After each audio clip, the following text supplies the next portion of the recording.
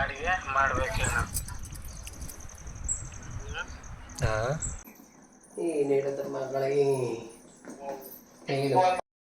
ಎಷ್ಟು ಕುರಿ ಇದೆ ನೋಡಿ.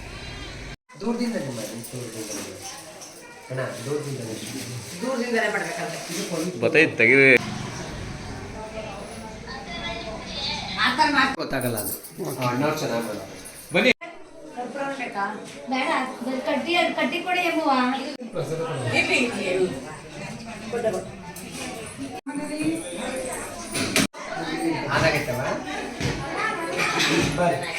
ಯಾಕೆ ನೀನು ಫಸ್ಟ್ ಫೋನ್ ಎತ್ತು. ಅವ್ರು ನಮ್ಮನೆ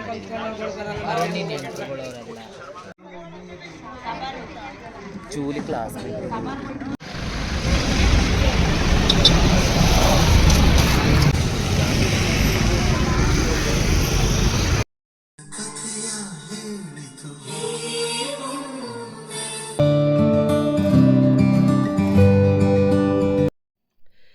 hi friends, welcome back to my channel. ಎಲ್ಲ ಹೇಗಿದ್ದೀರಾ? ನಾನು ಚೆನ್ನಾಗಿದ್ದೀನಿ, ನೀವು ಚೆನ್ನಾಗಿರಲಿ ಅಂತಲೇ ಬಯಸ್ತೀನಿ. ಇವತ್ತು ನಮ್ಮ ಒಂದು ಮನೆಯಲ್ಲಿ ಕಡೆಯ ಕಾರ್ತಿಕ ಸೋಮವಾರ. ಸೊ ಈ ಕಡೆಯ ಕಾರ್ತಿಕ ಸೋಮವಾರದಲ್ಲಿ ತುಂಬ ಒಂದು ಸ್ಪೆಷಲ್ಲಾಗಿ ಇದು ಮಾಡ್ತಾರೆ. ಸೊ ಇನ್ನೂ ಒಂದು ವಾರ ಇದೆ. ಬಟ್ ಏನಂದರೆ ಇಲ್ಲಿ 4ನೇ ವಾರದಲ್ಲಿ ನಮ್ಮದ್ರಲ್ಲಿ ಕೆಲವೊಂದು ನಮ್ಮ ಊರಿನಲ್ಲಿ ಪೂಜೆಗಳು ನಡೆಯುತ್ತೆ. ಅಂದರೆ ನಮ್ಮ ಚಾಮುಂಡೇಶ್ವರಿ ಅಮ್ಮನವರ ದೇವಸ್ಥಾನ ಇದೆ ನಮ್ಮ ಮನೆ ಹತ್ರ ಪಾಂಡವಪುರದಲ್ಲಿ. ಸೊ ಅಲ್ಲಿ ಕಡೆ ಕಾರ್ತಿಕದಲ್ಲಿ ಪೂಜೆ ನಡೆಯುತ್ತೆ ಮತ್ತು ಪ್ರಸಾದ ವಿನಿಯೋಗ ಇರುತ್ತೆ. ಅದ್ರ ಬಗ್ಗೆ ನನ್ನ ಫ್ರೆಂಡ್ ಒಬ್ಬಳು ಫೋನ್ ಮಾಡಿದ್ಲು, ಅವಳ ಜೊತೆ ನಾನು ಮಾತಾಡ್ತಾ ಇದ್ದೆ ಫೋನಲ್ಲಿ. ಸೊ ಇವತ್ತು ನಾನು ಬಂದುಬಿಟ್ಟು ಹೋಗ್ತಾ ಇರೋದು ನನ್ನ ಫ್ರೆಂಡ ಮನೆ ಗುರುಪ್ರವೇಶಕ್ಕೆ. ಸೊ ಇಲ್ಲಿ ನಮ್ಮ ಒಂದು ಟ್ರಾನ್ಸ್ಜೆಂಡರ್ ಫ್ಯಾಮಿಲೀಸಲ್ಲೂ ಸಹ ನಾವುಗಳು ಮನೆ ಕಟ್ಕೊಂಡು ನಮ್ಮದೇ ಆದಂಥ ಒಂದು ಜೀವನನ ನಡೆಸ್ತಾ ಇದ್ದೀವಿ. ಯಾರಿಗೂ ಅಂಜದೇನೆ, ಯಾರಿಗೂ ಬಗ್ದೇನೆ ನಾವು ಒಂದು ಮನೆ ಕಟ್ಕೋಬೇಕು, ನಾವು ಒಂದು ಸ್ವಂತವಾಗಿ ನಮ್ಮ ಕಾಲ ಮೇಲೆ ನಾವು ನಿಂತ್ಕೋಬೇಕು ಅನ್ನೋ ಒಂದು ಮೈಂಡಲ್ಲಿ, ಒಂದು ಮನಸ್ಥಿತಿಯಲ್ಲಿ ನಾವು ಬದುಕ್ತಾ ಇದ್ದೀವಿ. ಸೊ ಇದರಲ್ಲಿ ನಾನು ಉದಾಹರಣೆ ಆಗಿರ್ಬೋದು. ನನ್ನಿಂದ ಸುಮಾರು ಜನ ಅವ್ರ ತಕ್ಕಂಗೆ, ಅವರ ಅನುಗುಣವಾಗಿ ತಕ್ಕಂಗೆ, ಈಗ ನಾವು ಸ್ವಲ್ಪ ಉದಾರವಾಗಿ ಮನೆ ಕಟ್ಟಿರ್ಬೋದು, ಇದು ಸ್ವಲ್ಪ ಅವ್ರ ತಕ್ಕಂಗೆ ಮನೆ ಕಟ್ಕೊತಾ ಇದ್ದಾರೆ. ಒಂದೊಂದು ಫ್ಲೋರ್ ಆಗಿರ್ಬೋದು ಕಟ್ಕೊಂಡು ಹೆಂಗೋ ಒಂದು ಸ್ವಂತ ಅಂತ ಒಂದು ಇಷ್ಟಗಳನ್ನಾದ್ರೂ ಮಾಡೋಕ್ಕೆ ಸ್ಟಾರ್ಟ್ ಮಾಡ್ತಾ ಇದ್ದಾರೆ. ಅದಕ್ಕೆ ನಾನು ರೆಡಿಯಾಗಿ ಬೆಳಗ್ಗೆನೇ ಹೊರಡ್ತಾ ಇದ್ದೀನಿ. ಸೊ ಎಲ್ಲರಿಗೂ ಒಂದೇ ಹೇಳೋದು, ಮನಸ್ಸಿದ್ರೆ ಖಂಡಿತವಾಗಿ ಮಾರ್ಗ ಇದ್ದೇ ಇರುತ್ತೆ. ಮನಸ್ಸಿದ್ರೆ ಮಾರ್ಗ ಅನ್ನೋದು ಒಂದು ಗಾದೆ ಮಾತಲ್ವಾ? ಖಂಡಿತವಾಗ್ಲೂ. ಕುರಿಗಳು ನೋಡಿ, ಕುರಿ ದಿಂಡೇನೇ ಇದೆ. ಅಯ್ಯೋ ಅಯ್ಯೋ ಅಯ್ಯೋ ಅಯ್ಯೋ ಅಯ್ಯೋ ಅಯ್ಯೋ, ಎಷ್ಟು ಸಾವಿರ ಕುರಿ ಇರ್ಬೇಕು ಲೆಕ್ಕ ಹಾಕಿ. ಕುರಿ ಎಷ್ಟು ಕುರಿ ಇದೆ ನೋಡಿ. ನಮ್ಮದು ಹಳ್ಳಿ ಜೀವನ ಕುರಿಗಳ ಮಯ. ವಾವ್, ಸಿಕ್ಕಾಪಟ್ಟೆ ಕುರಿ ಇದೆ.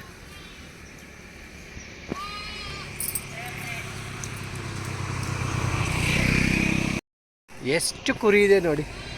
ವಾ ವಾ ವಾ ವಾ, ಸಿಕ್ಕಾಪಟ್ಟೆ ಕುರಿಗಳಿದೆ.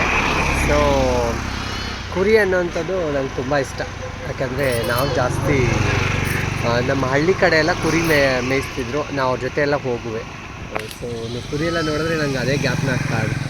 ತುಂಬ ಚಿಕ್ಕ ವಯಸ್ಸಲ್ಲಿ ಕುರಿ ಮೇಯಿಸೋದು, ಅದೆಲ್ಲ ಹೋಗೋದು, ಅವ್ರ ಜೊತೆ ಊಟ ತರೋರು, ಊಟ ಮಾಡೋದು, ಇದೆಲ್ಲ ಇತ್ತು. ಸೊ ಇದೆಲ್ಲ ನೋಡ್ಬಿಟ್ಟು ನನಗೆ ಅದರದ್ದು ಚೈಲ್ಡ್ಹುಡ್ದೆಲ್ಲ ಜ್ಞಾಪನ ಬಂದ್ಬಿಡ್ತು. ಸೊ ಹಳ್ಳಿಗಾಡು ಎಷ್ಟಿದೆ ನೋಡಿ ಕುರಿಗಳು. ಒಳಗಡೆ ಮೇಯಿಸ್ತಾ ಇದ್ದಾರೆ, ಹೊರಗಡೆ ಬಿಡ್ತಾರೆ. ನಮ್ಮ ಏರಿಯಾದಲ್ಲಿ ಸಿಕ್ಕಾಬಟ್ಟೆ ಕುರಿಗಳೆಲ್ಲ ಇದೆ. ಹಸುಗಳು ಬಂದು ನಿಂತ್ಕೊಬಿಟ್ಟವೆ. ಹಸುಗಳೆಲ್ಲ ಅಡ್ಡ ಹಾಕ್ಕೊಂಡು ನಿಂತ್ಕೊಬಿಟ್ಟವೆ ರೋಡಲ್ಲಿ ಹೋಗದೇ ಇದ್ದಂಗೆ. ಎಲ್ಲ ಫುಲ್ಲು ಹಸುವಿನ ಮಯ.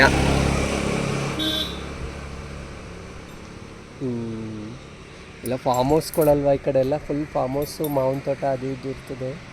ಸೊ ಅದಕ್ಕೆ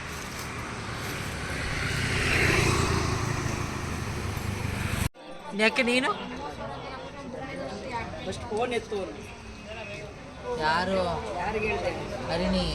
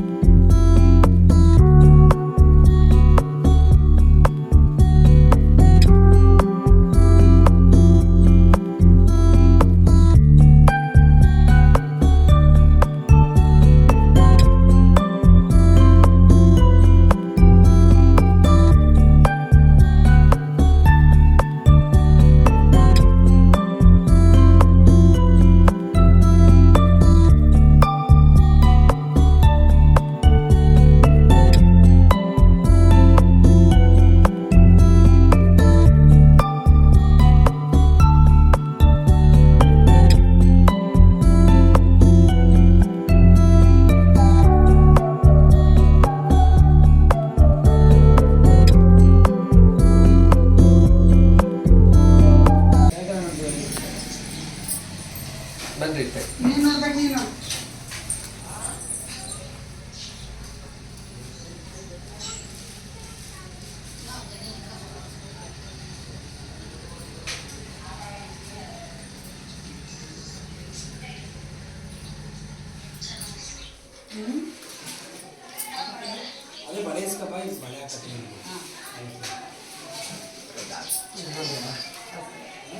ದೇವರ ಆಶೀರ್ವಾದ, ದೇವ್ರು ಚೆನ್ನಾಗಿಟ್ಟು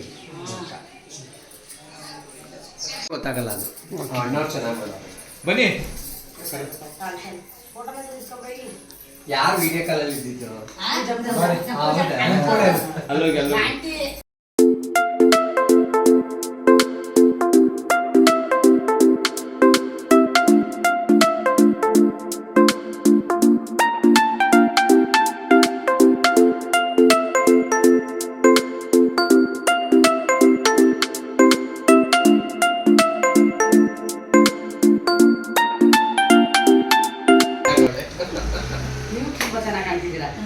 ನಮ್ಮ ಮನೇಲಿ ಹಿಂಗಿದ್ದೆ ಹಂಗೆ ಓಡ್ ಬಂದೆ.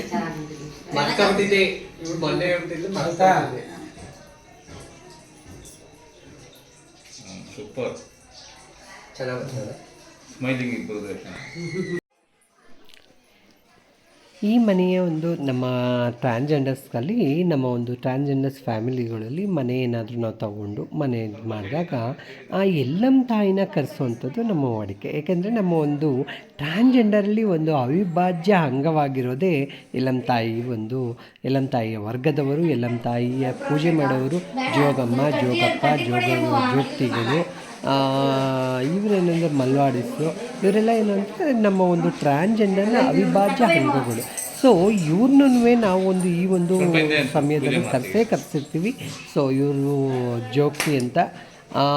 ಇವರ ಮೂಲ ಹೆಸರು ಅಭಿ ಅಂದ್ಬಿಟ್ಟು. ಇವರು ಮೈಸೂರು ನಿವಾಸಿನೇ. ಸೊ ಇವರು ಬಂದು ನನ್ನ ಮಗಳು. ಖಂಡಿತವಾಗ್ಲೂ ಇಲ್ಲಿ ಇವ್ರದ್ದೇ ಆದಂಥ ದೇವಸ್ಥಾನ ಒಂದು ಕಟ್ಕೊಂಡಿದ್ದಾಳೆ. ಖುಷಿ ಅನಿಸುತ್ತೆ. ಯಾಕಂತೇಳಿದ್ರೆ ಅದು ಕಮ್ಮಿ ಅಂತೇಳಿದ್ರು 1-1.5 kg ಬೆಳ್ಳಿಯಲ್ಲಿ ಮಾಡಿಸಿರುವಂಥ ಒಂದು ಎಲ್ಲಮ್ಮ ತಾಯಿ ಅದು. ಖಂಡಿತವಾಗ್ಲೂ ಇಲ್ಲಿ ಏನಪ್ಪ ಅಂತೇಳಿದ್ರೆ ಈ ಎಲ್ಲಮ್ಮ ತಾಯಿ ವಿಷಯದಲ್ಲಿ 2 ರೀತಿಯಾದಂಥ ಎಲ್ಲಮ್ಮ ತಾಯಿನ ಪೂಜೆ ಮಾಡ್ತಾರೆ. ಒಂದು ಮುತ್ತು ಕಟ್ಟಿಸ್ಬೇಕಾದ್ರೆ 2 ರೀತಿಯ ಮುತ್ತು ಕಟ್ಟಿಸ್ತಾರೆ. ಒಂದು ಯಾಕಂದರೆ ಒಂದು ಸೂಳೆ ಮುತ್ತು ಅಂತ ಕರೀತಾರೆ, ಇನ್ನೊಂದು ಗರ್ತಿ ಮುತ್ತು ಅಂತ ಕರೀತಾರೆ ಇದರಲ್ಲಿ. ಸೊ ಅದು ಬಂದ್ಬಿಟ್ಟು ಏನಪ್ಪ ಅಂತೇಳಿದ್ರೆ ಕೆಲವೊಂದು ಇದರಲ್ಲಿ ಏನಪ್ಪ ಅಂತೇಳಿದ್ರೆ ಎಂಜಲ್ ಮುತ್ತು ಅಂತಲೂ ಸಹ ಕರೀತಾರೆ. ಸೊ ಇದರಲ್ಲಿ ಅದ್ರ ಬಗ್ಗೆ ಕ್ಲಿಯರಾಗಿ ಬೇಕು ಅಂತೇಳಿದ್ರೆ ಅದ್ರದ್ದು ಒಂದು ಲಾಗ್ ಮಾಡ್ತೀನಿ. ಅವಳ ದೇವಸ್ಥಾನನ ಶೂಟ್ ಮಾಡಬೇಕು ಅಂದ್ಕೊಂಡಿದ್ದೀನಿ. ಖಂಡಿತವಾಗ್ಲೂ ನಿಮಗೂ ಒಂದು ಇದರಲ್ಲಿ ಮುತ್ತೈದೆ ಮುತ್ತು, ಯಾಕಂದರೆ ಅದ್ರ ಬಗ್ಗೆ ಅಷ್ಟೊಂದು ನಿಮಗೆ ಕ್ಲಿಯರಾಗಿ ಗೊತ್ತಾಗಬೇಕು ಅಂದರೆ ನಾನು ಅವ್ರನ್ನೇ ಹೋಗಿ ಭೇಟಿ ಮಾಡಿ ಅವ್ರಿಂದನೇ ಬಾಯಿ ಬಿಡಿಸಿ ಮಾತಾಡಬೇಕು. ಯಾಕಂದರೆ ಅವ್ರನ್ನ ಒಂದು ತಿಳಿಸಿ ಮಾತಾಡಿದಾಗಲೇ ಅದು ನನಗೂ ಗೊತ್ತಾಗೋದು, ನಿಮಗೂ ಗೊತ್ತಾಗೋದಲ್ವ. ಸೊ ಖಂಡಿತವಾಗ್ಲೂ ಎಲ್ಲ ಮನೆ ದೇವ್ರ ಹಬ್ಬದಲ್ಲೂ ಸಿಕ್ಕಲೇ ಇಲ್ಲ ನೀವು.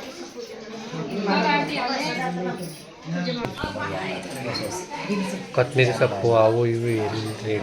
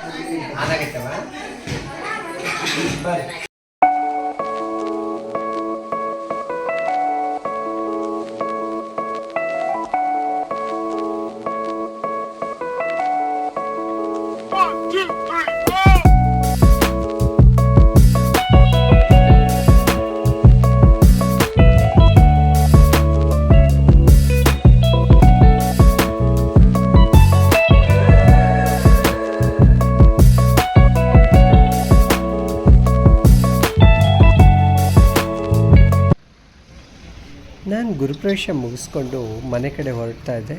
ಸೊ ಅಲ್ಲಿ ಬಂದುಬಿಟ್ಟು ಒಂದು ಆಕ್ಸಿಡೆಂಟ್ ಆಗಿತ್ತು.